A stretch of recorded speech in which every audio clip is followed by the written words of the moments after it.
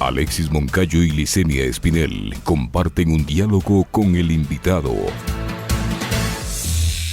En Punto Noticias hablamos de...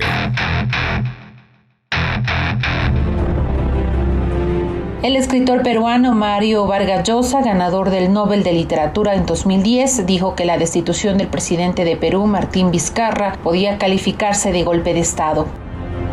El escritor y ex candidato a la presidencia en 1990 se une a la lista de políticos que ven inconstitucional lo ocurrido en el Congreso el lunes de la semana pasada, lo que dio paso a la proclamación como presidente del país al presidente del Parlamento, Manuel Merino. Desde ese día se han realizado varias protestas de miles de personas en Perú, principalmente en Lima.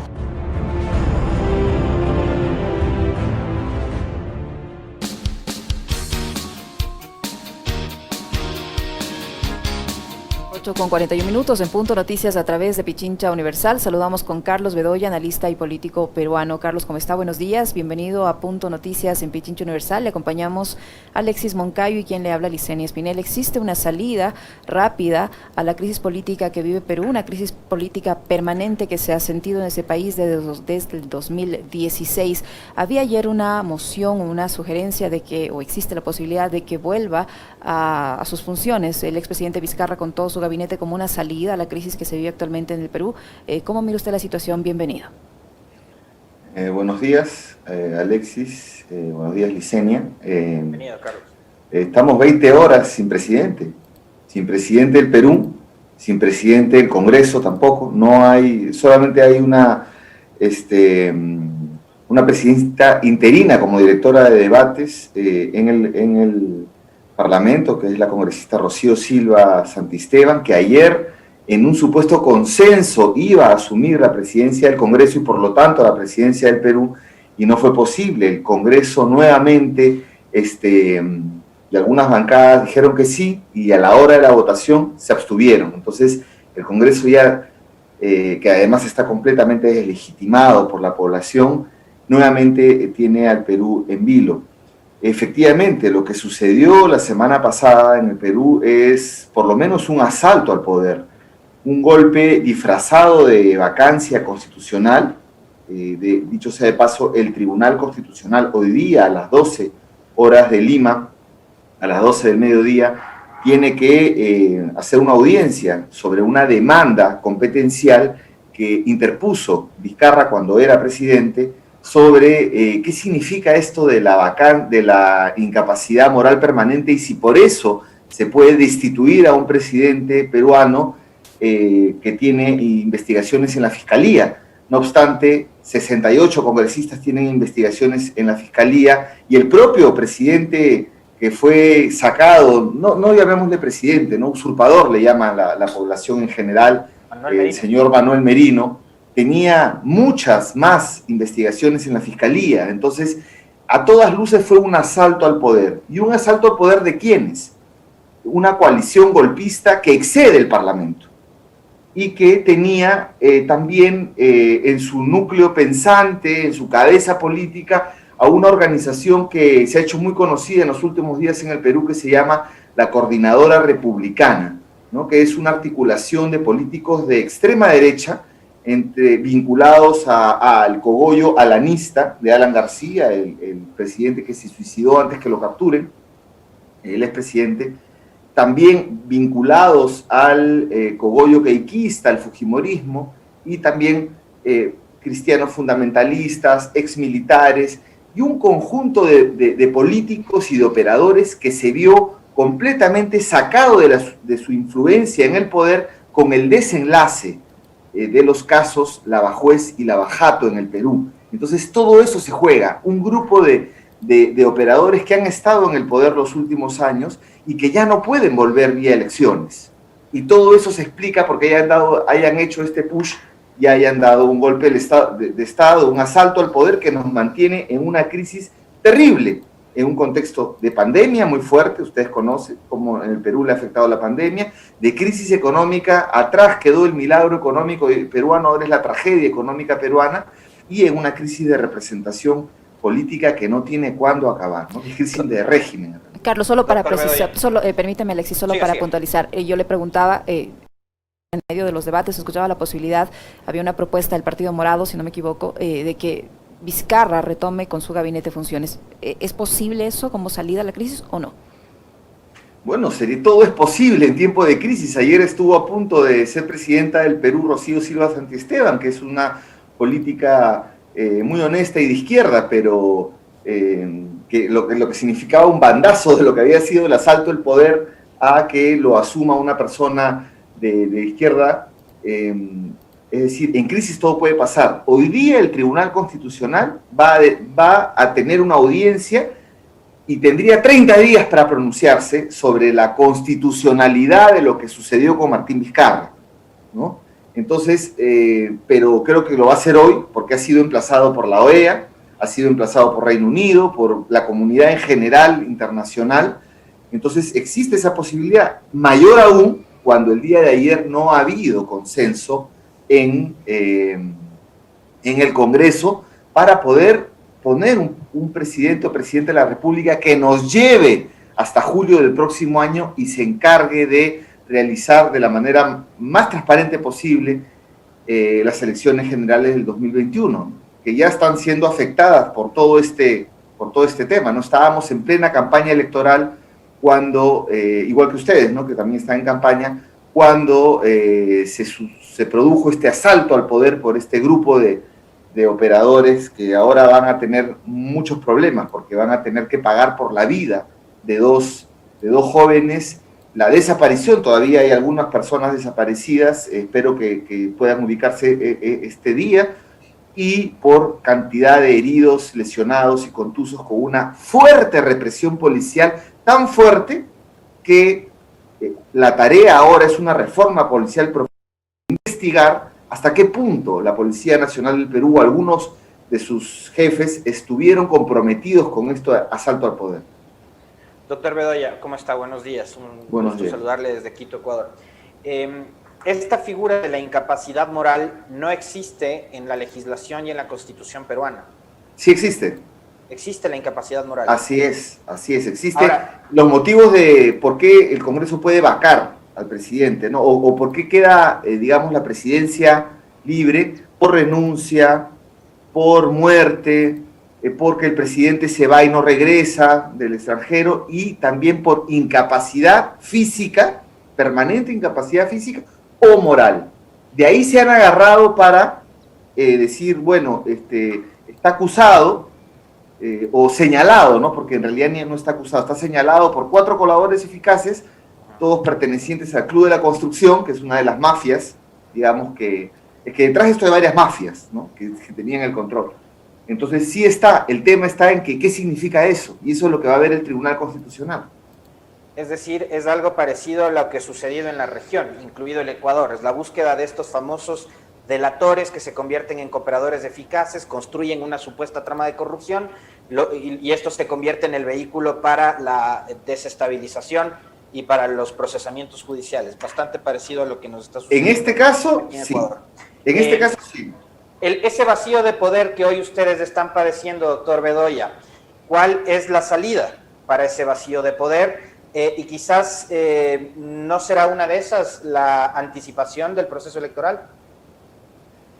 Se está pidiendo, la calle pide un adelanto de elecciones, pero incluso se está pidiendo de todo, está pidiendo asamblea constituyente, ya hay demasiados pedidos, pero lo concreto es que hoy se tiene que o sea, era ayer, pero hoy se tiene que buscar una salida inmediata, ¿no? Porque hay muchas salidas a esta crisis que vivimos, esta crisis de régimen, y la más acabada sería ir a un nuevo pacto, ¿no? Una nueva repartición del poder, porque en realidad ya ni el sistema político ni el sistema económico dan en el Perú. Pero la respuesta hoy tiene que ser gobierno de emergencia nacional, un gobierno de emergencia nacional. No hay ministro del Interior, no hay, o sea, está habiendo represiones todavía en la calle, la gente está movilizada y no tenemos autoridades, ¿no? Entonces, que puedan, estamos en plena pandemia, no tenemos ministro de salud en este momento, ¿no? Todo está funcionando en automático, pero hay una situación súper grave, muy grave. ¿Qué se está queriendo aquí? ¿Que hayan otras salidas? Todavía no vemos la luz al final del túnel. Hoy día espero que la clase política que está en el Congreso, de los cuales 105 de 130 están ya de alguna manera ilegitimados para buscar una solución porque votaron por la vacancia, quedan 19 que están tratando de buscar una salida, pero los otros 105 no dejan, ¿no? Entonces hay un problema muy fuerte de legitimidad del Congreso. Esperemos que tanto es así el problema que no hemos podido ponernos de acuerdo para sustituir, para poner un encargado a la presidencia del Perú. No hay, ¿no? Entonces ahora la fórmula que ahora se abre es que regrese Vizcarra, ¿no? Y el Tribunal Constitucional ahí puede encontrar una fórmula. Fórmulas jurídicas hay, fórmulas políticas, eso es lo más difícil, porque si bien es cierto Vizcarra goza de mucha popularidad,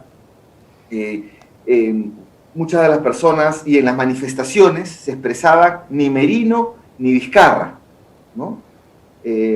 Sobre todo desde la izquierda se habían esas consignas.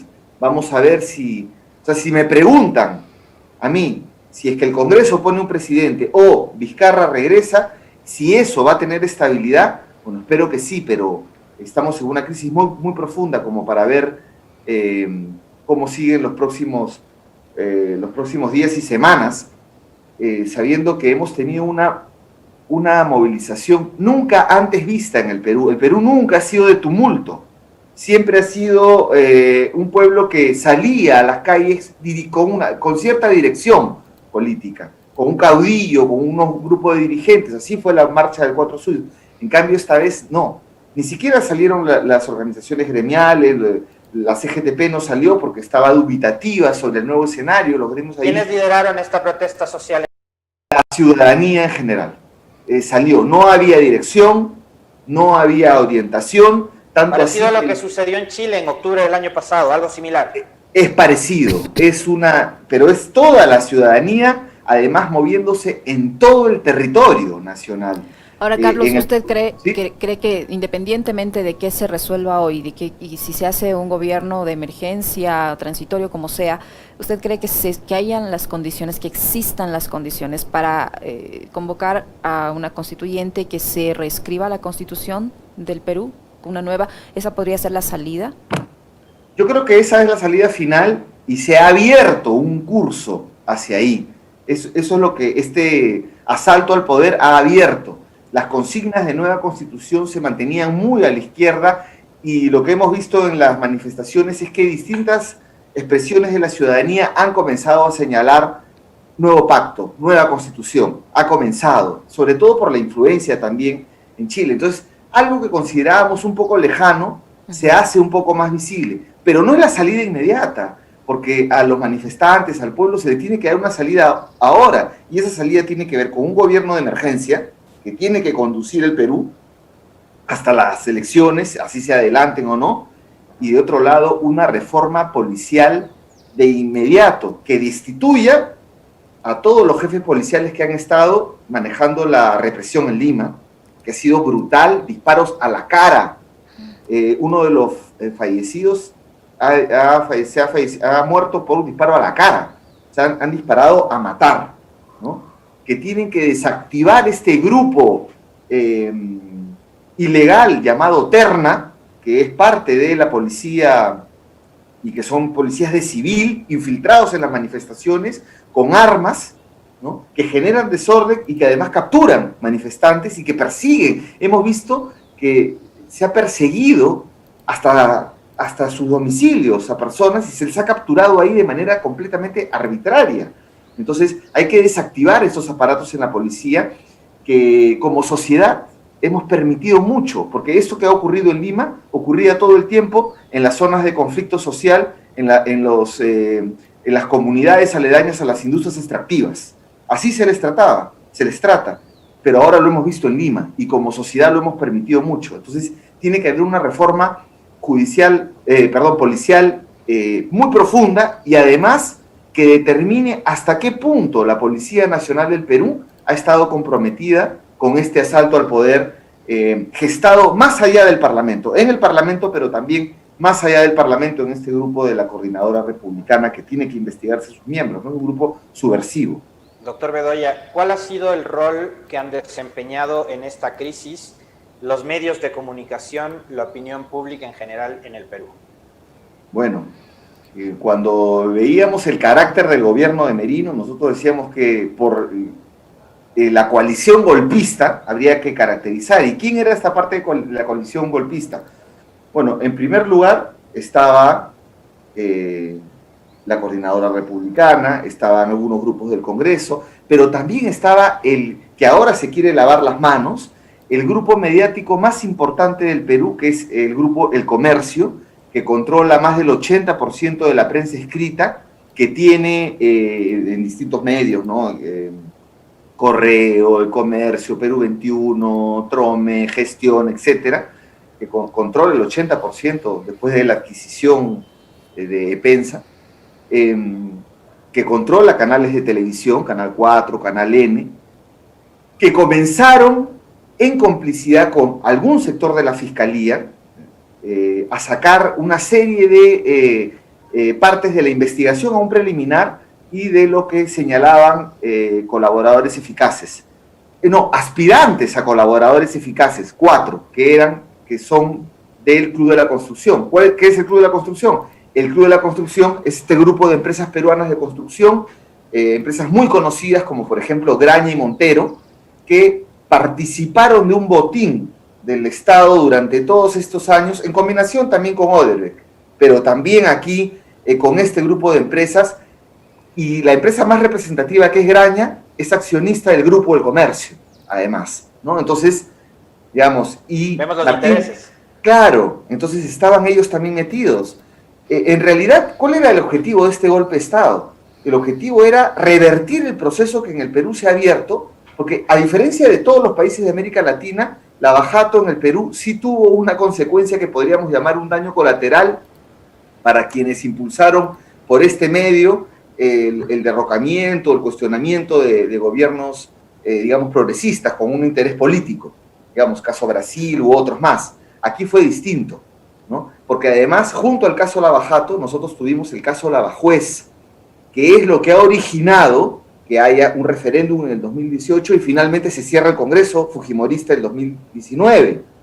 Este caso Lavajuez es cuando vimos, todos escuchamos, todos los peruanos, la filtración de audios donde se veía cómo los jueces supremos y los jueces superiores del país vendían la impunidad y la justicia, se la vendían a todas las mafias y también a los grupos de poder económico de las corporaciones. Y sobre esa piedra angular de impunidad y de compra de justicia es la que se apoyaba el régimen político peruano.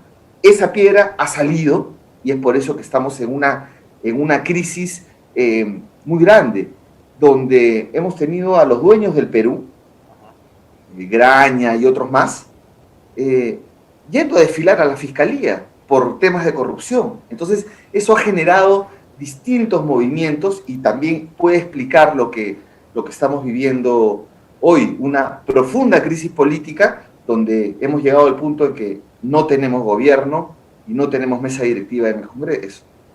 ¿Nunca antes había pasado esto en el Perú? Que hayan estado tantas horas, tantos días sin presidente.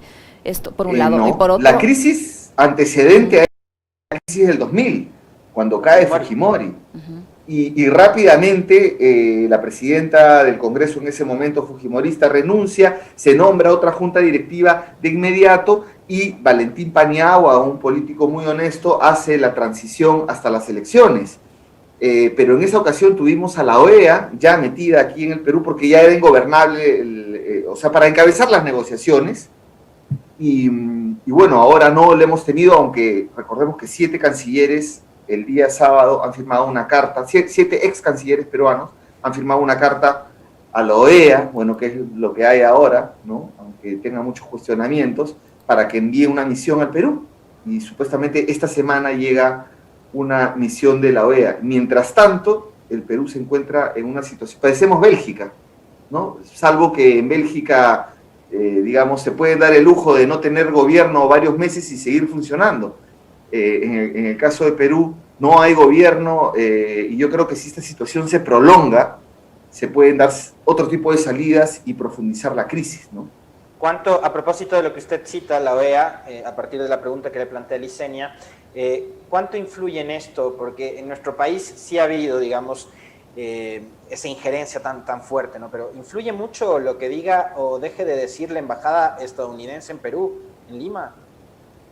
Pues sí, bastante, ¿no? El Perú es, digamos, uno de los países más pro-Washington que hay todavía en la región, eso no ha cambiado. Aunque, digamos, en este caso la OEA tuvo una declaración acertada. Habría que ver por qué, ¿no? Habría por qué no se ha acompañado este golpe de ultraderecha.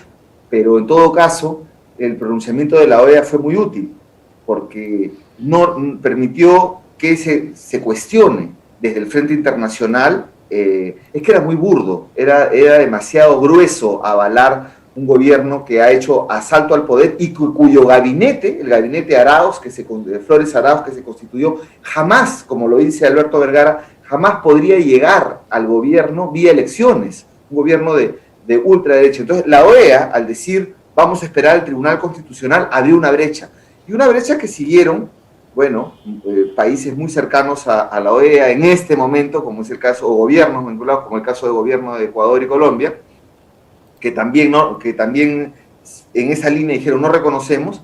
En cambio, la salida de Chile, Uruguay y Paraguay fue aplicar la tecnología de las cancillerías para estos casos, que decir, bueno, hemos tomado nota que tal señor se ha hecho de la presidencia, ni siquiera lo saludaron como presidente, y dijeron que el proceso político peruano se arregle de acuerdo a las leyes y la institucionalidad democrática, es lo que mencionaron. Ese fue otro tipo de pronunciamiento, pero ninguno saludó, ni reconoció, ni felicitó a Merino por este golpe de Estado. Entonces, esa parte internacional fue muy importante para poder finalmente tener una fuente de legitimidad más del gobierno que la gente echó a la calle.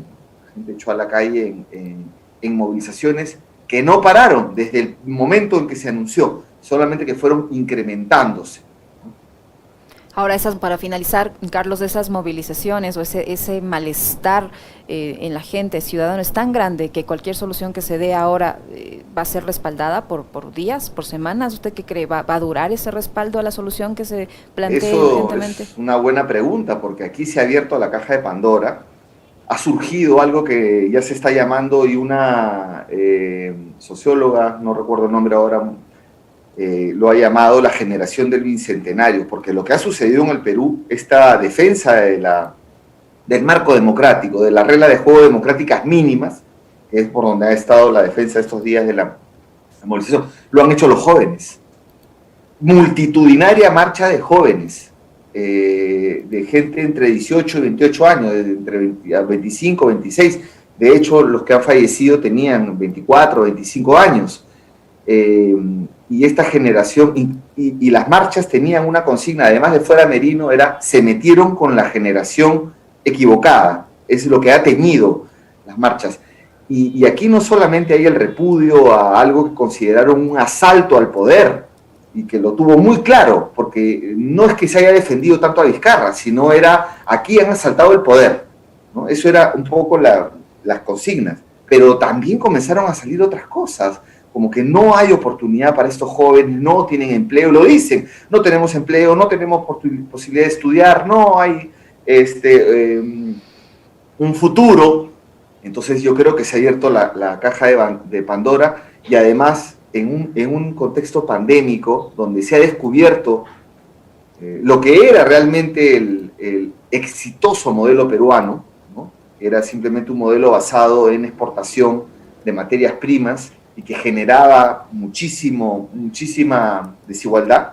Bueno, no da más, ¿no? No da más sin protección social además. Entonces creo que ahora es un momento grande de reformas, incluso se abre el camino a un referéndum constitucional, pero está claro el camino de reforma policial, pero reforma de salud, reforma de la protección social, cuál va a ser la apuesta productiva, ¿no? Más allá de exportar piedras, cómo se mira el campo, ¿no? Entonces se abre una serie de posibilidades, pero eso sí, también achica.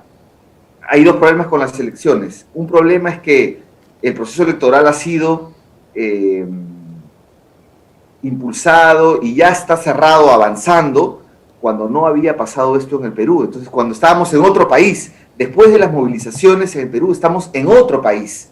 Y vamos a ver si este proceso electoral responde a este otro país que ha surgido. Por lo pronto, quienes van a tener más posibilidad son quienes han apoyado la movilización. Estamos hablando de 3 candidatos presidenciales que han apoyado la movilización y que han desconocido al gobierno de Merino.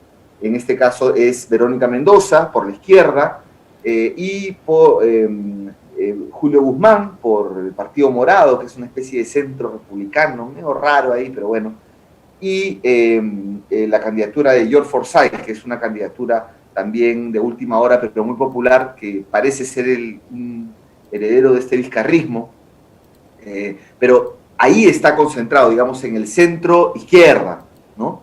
Las posibilidades de la elección. Vamos a ver cómo continúa. Pero precisamente porque estaba yendo la orientación a un cambio de reglas, de las viejas reglas neoliberales, es que se ha producido todo lo que hemos visto. Entonces, estamos todavía, creo, lejos de llegar a una salida de esta crisis de régimen. Punto Noticias. Estamos en las noticias que hacen historia.